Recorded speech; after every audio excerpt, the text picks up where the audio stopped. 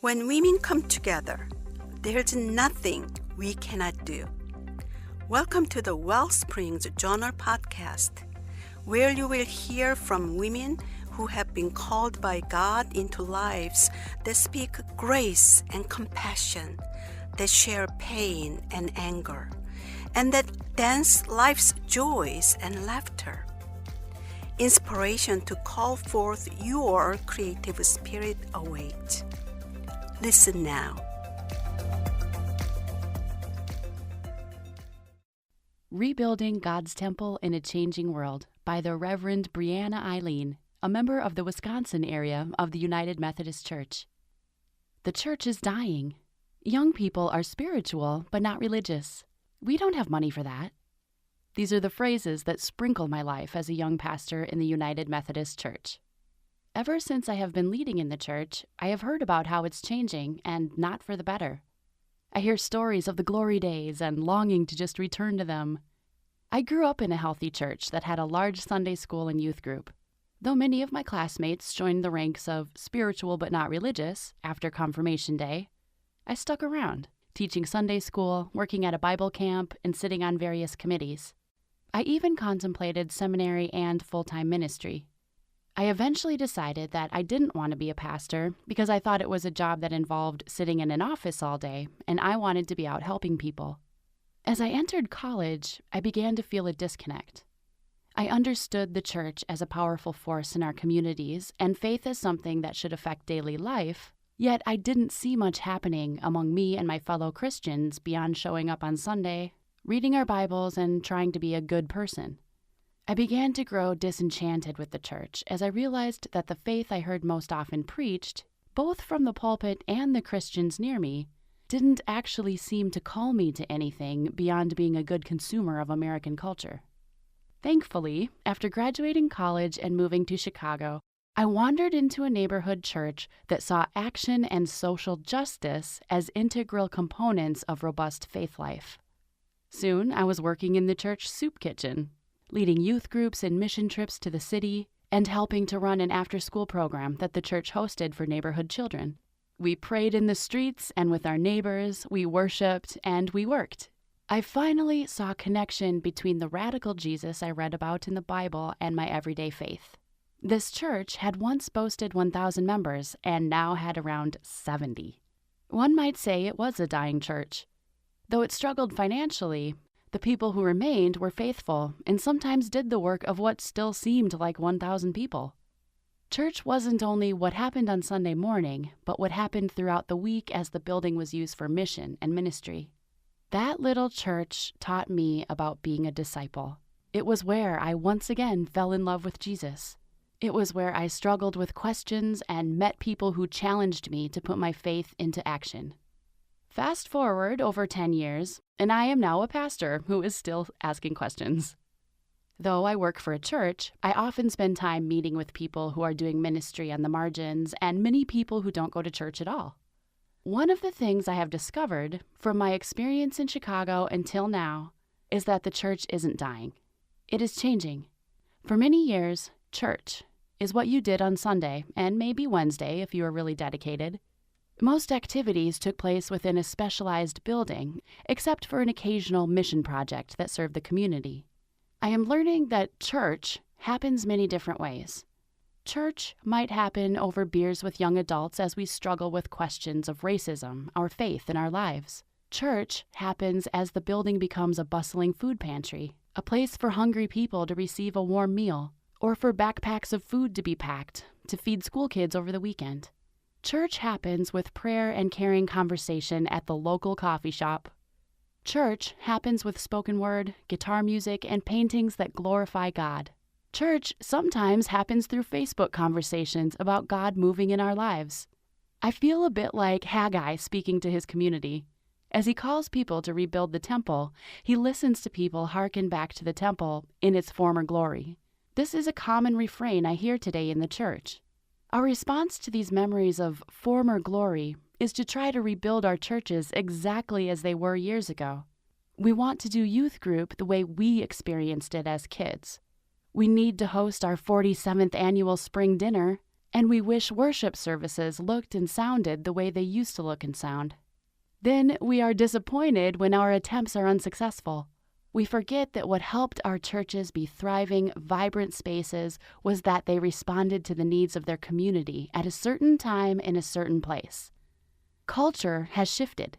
The way people experience the world has shifted. People's needs have shifted. Doing things the way we've always done them no longer works.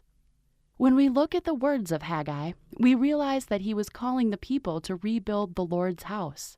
They were in the process of rebuilding the entire community, and they focused first on their own paneled houses, while God's house lay in ruins. Haggai calls them to focus, not on their individual homes and businesses, but instead on God's house. Haggai's purpose in calling the people together wasn't so much that God needed a place to live, but that the people needed to remember what was important and should be at the center of their lives. He was reminding them that coming together as a community to worship and serve God should be at the center of everything they did. He called them out of focusing on their individual needs to focus instead on the work they were called to do together. I think that in today's church, we are like the people Haggai was speaking to. We have forgotten to keep God at the center of our lives.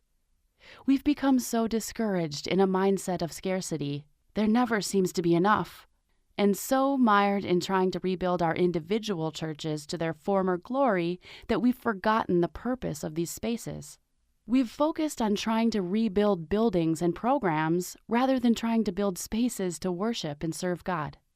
Instead of focusing on the past or even the present, Haggai calls the people to a future vision where the latter splendor of this house shall be greater than the former. We need to refocus our attention on listening to the needs of our communities and building space for God to move within them. Stepping into change is scary. We are comfortable with the way things have been done in the past. We know what to do, how things will unfold, and we know what the end result should look like. It is comfortable to remain where we are now. Yet when we remain stagnant and seek to maintain control, we are not acting on faith.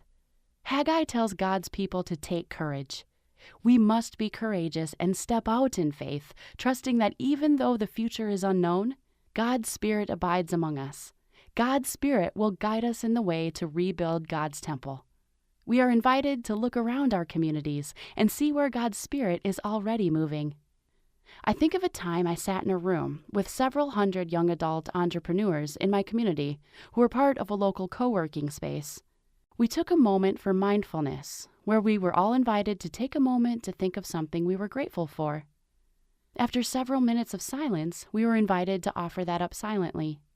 As I walked away from that space, I realized that I had just prayed with all of these people.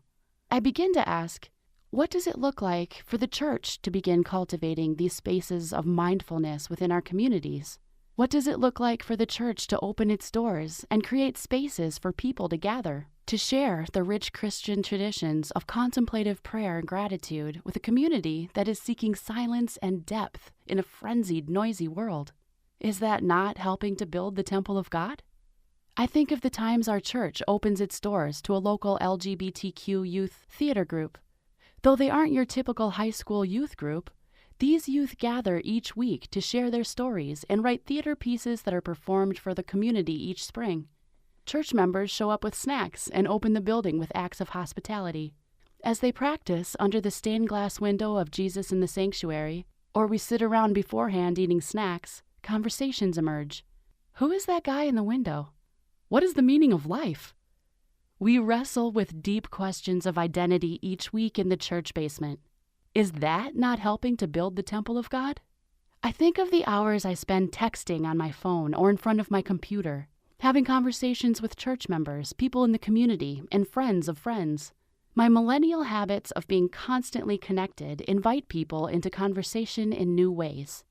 An afternoon in my office consists of theological conversations with a leader via text, the sharing of a news story about faith and current issues that causes an unchurched contact to ask about visiting my congregation, and sharing a funny story about Bibles on my Facebook page that leads to a church member asking about which translation of the Bible to use.